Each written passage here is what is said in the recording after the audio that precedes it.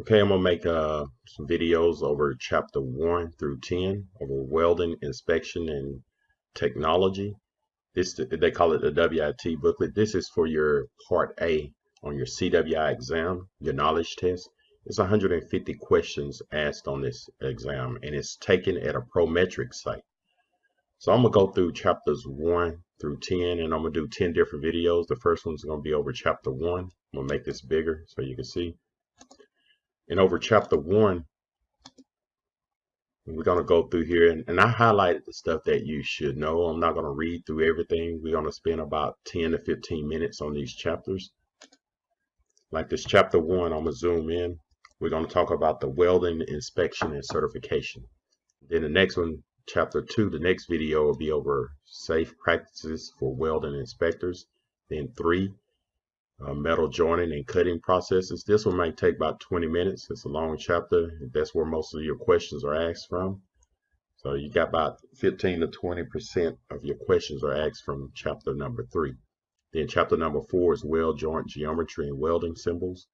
5, documents governing welding inspection and qualifications. 6, metal properties and destructive testing. That's another important chapter. A few questions is asked on that. Number 7, the metric practices for welding inspection. And number 8, welding metallurgy of welding inspectors for the welding inspector. This is another big chapter, and a lot of questions would be asked over that. Then you got number 9, your weld and base metal discontinuities, and number 10, visual inspection and other NDE methods and symbols. So let's go on to chapter number 1. I highlighted some stuff, and I'm not going to read through all of this stuff. I'm going to just talk you through it. But introductions, it said in today's world, there's an increased emphasis placed on the need of quality, and the weld quality is an important part of overall quality efforts.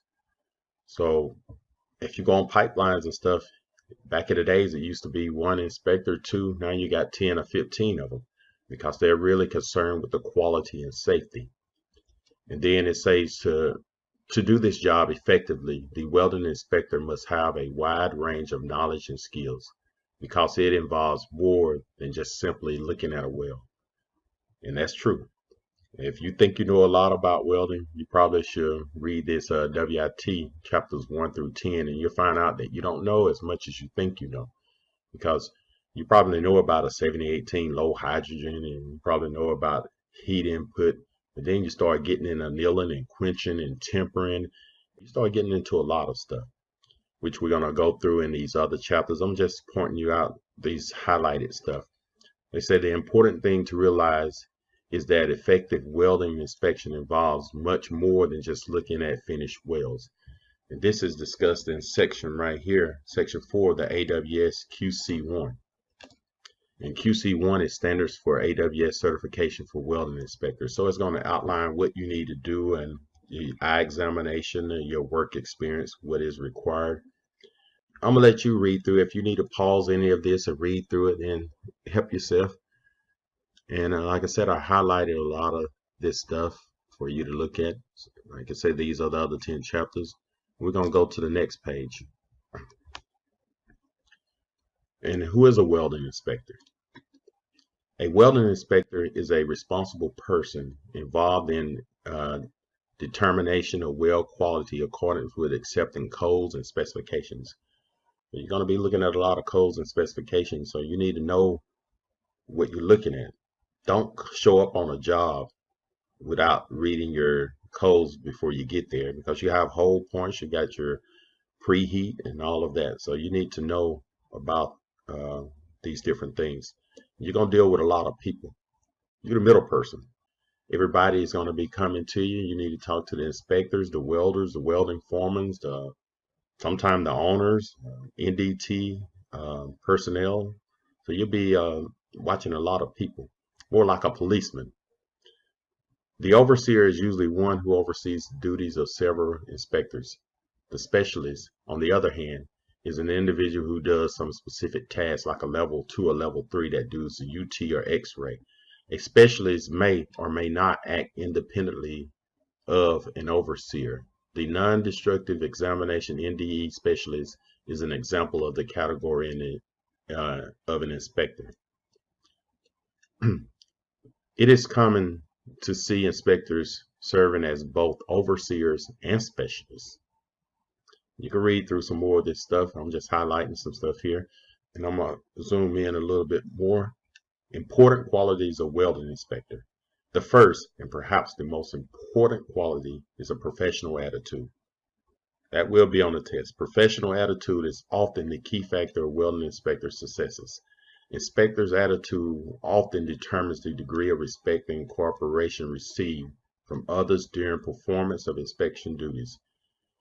Included in the category is the ability of the welding inspector to make decisions based on facts, so that inspections are fair, impartial, and consistent.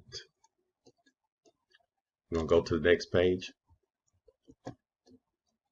And right here it says inspectors often find themselves being tested. And that's so true. Will be tested by other personnel on the job, especially when newly assigned to some task. Maintaining a professional attitude helps overcome obstacles to successful job performance. Next, a welding inspector should be in good physical condition. Basically, you need to be able to go wherever the welders go. If they're going up a ladder, you need to be able to get there also, so you can inspect the welds. But don't risk safety doing it. So an AWS CWI program requires the inspectors to pass an eye exam with or without corrective lenses to provide near vision acuity on Jagger J2 at no less than 12 inches and complete a color perception test. Another aspect of physical conditions involves the size of the weld, some weld structures. And a lot of my students ask me about color perception. I know a few of them say that they're colorblind. Yes, you can still become an inspector. It's just saying that you have to complete the color perception test. They don't say you have to pass it, say you have to complete it. But if you are colorblind, they will document it on your certification. And understand what the word CASH means. It means knowledge, attitude, skills, and habits. This next on this other chapter right here, next page. This does not imply that inspectors must violate any safety violations just to do their duties. What they're talking about is, when I say when you got to go up, like wherever welders are able to go, you need to go up on a harness or whatever. Don't risk your safety to get there. Safety is the first duty. Safety is always first. It is important that these documents are reviewed before the start of any work or production, because the welding inspector must be aware of the job requirements. Like I said, hole points. You may have a hole point to where, hey, you need to put the root or hot pass in, and you got to wait an hour before you put the fields or the caps.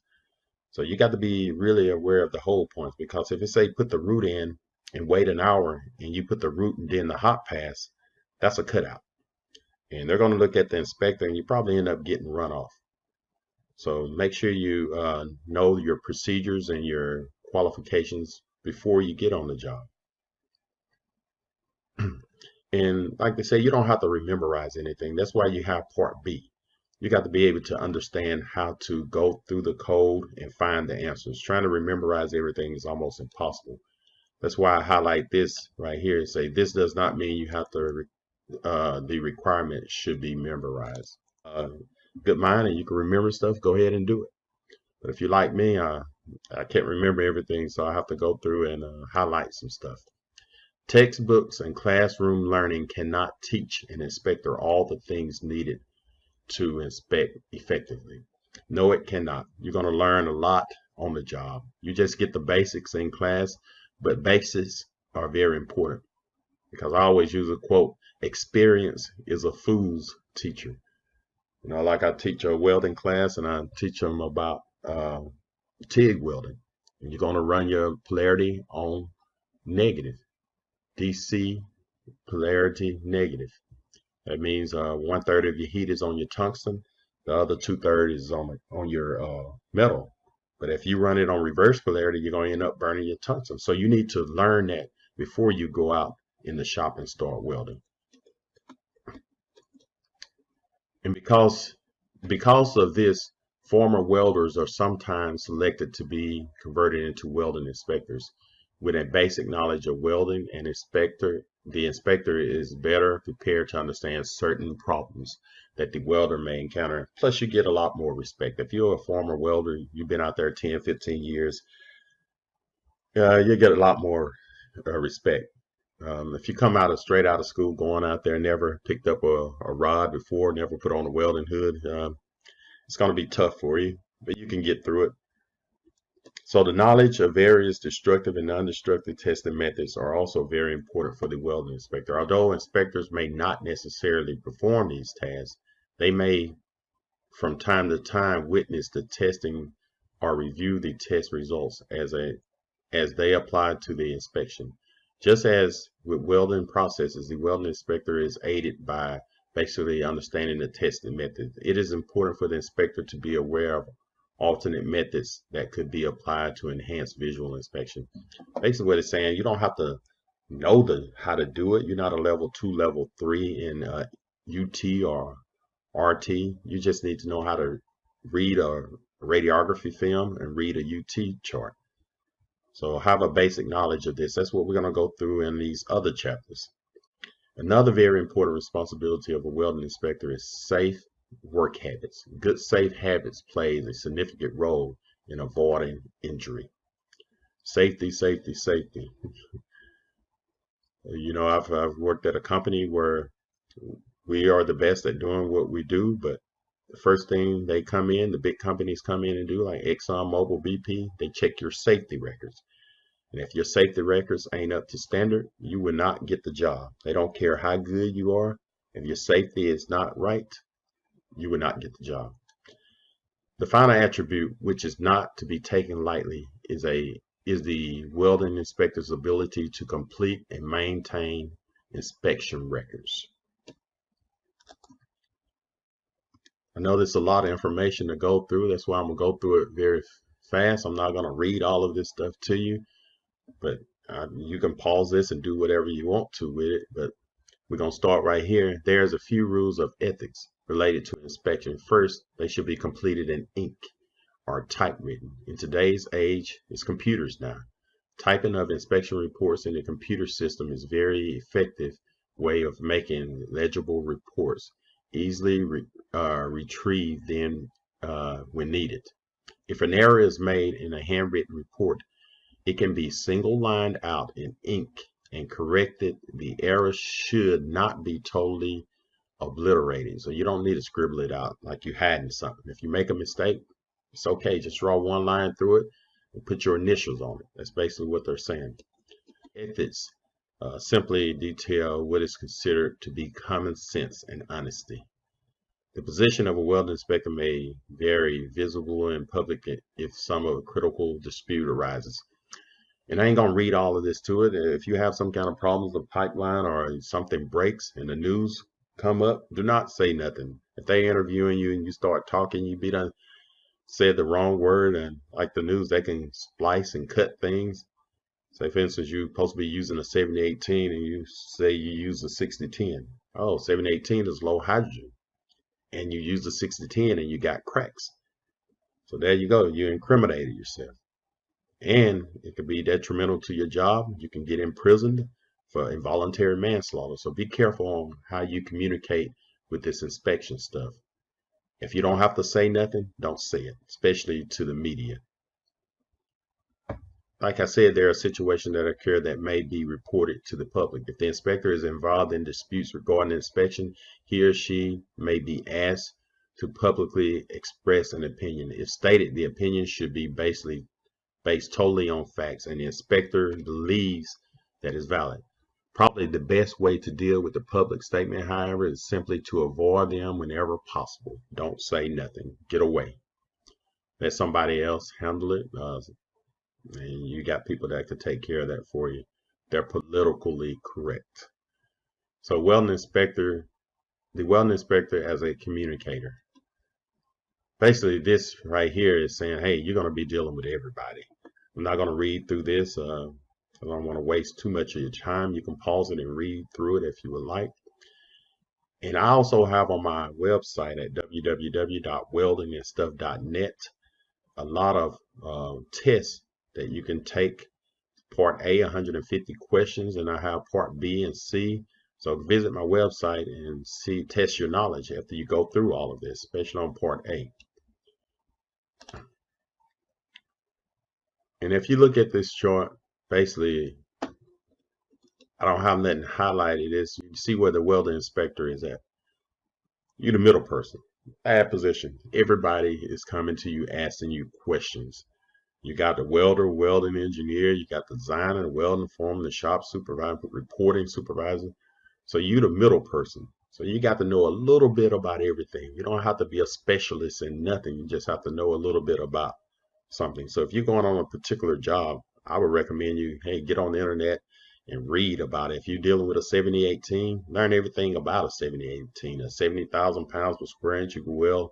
And the one is all positions. The 8 means your electrical characteristics. You can weld AC or DC reverse polarity. It's a low hydrogen rod. You know that any rod that ends in a 5, 6, and 8 are considered low hydrogen. So that's just stuff you should study before you go on a project. Don't just show up. This just tells you your levels. There are 3 different levels for certification for CWI. You have your senior certified welding inspector, then you have your CWI, which is certified welding inspector, then you have a CAWI, certified assistant welding inspector. The certified assistant welding inspector means that you did not score, I think you did not score at least a 72 on each one of your exams. And I think the minimum you can score to become a CAWI is a 60%. I'll check on that again. But if you show up with a CAWI, basically you're telling somebody, hey, I didn't pass to become a CWI. So try to be, if you get your CAWI, as soon as you can, go and become a certified welding inspector. And this goes on about the documents and so forth. It tells you about what you need. And this is right here, the NDT. When you're dealing with NDT levels 1, 2, and 3, over here is the ASNT, American Society for Non-Destructive Testing. That's where you deal with your levels 1, 2, and 3. Go to the next page. This is a sample of what the application looks like. Let me see. There you go. So you can fill out the application, but now everything's done online. You don't have to handwrite any of the things. You can fill out your application online and submit it online and get everything done. I think AWS, they used to send out your magazines every month. I think they stopped sending that out. Now everything's digital. So I'm believing probably in the next year or two, part B will be taken online. So everything is going to be digital, part A, B, and C. Even as an inspector, you're doing your reports. You could be in Germany and submit reports to your supervisor here in Houston. So old school, get used to the computers. This is the new age. You're going to have to use them. I know you don't like taking tests online, but you're going to either have to give it up and let the youngsters take it or get with the program.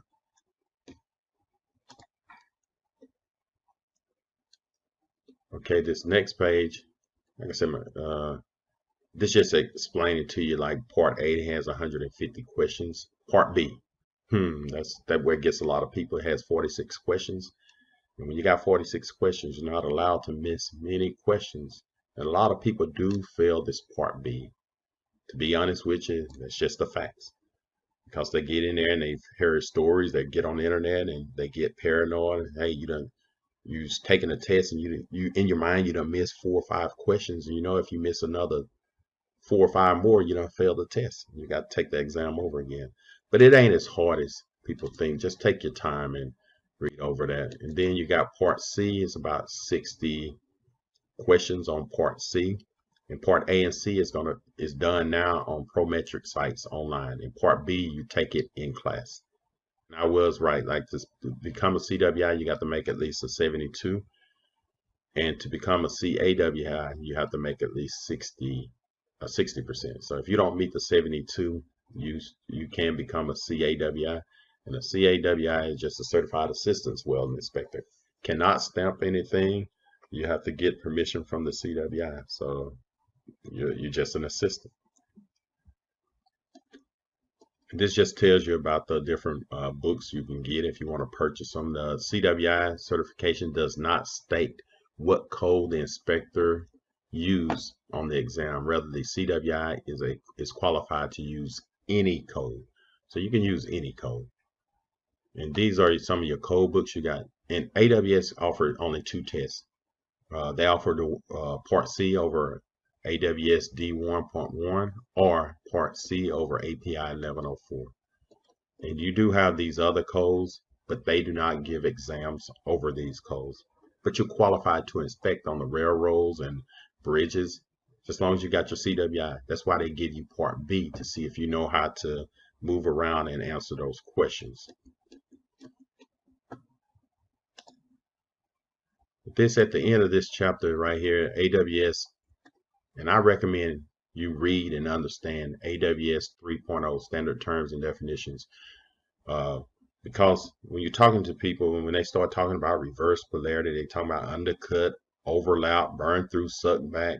They're talking about concavity of a weld, concave, the weld reinforcement.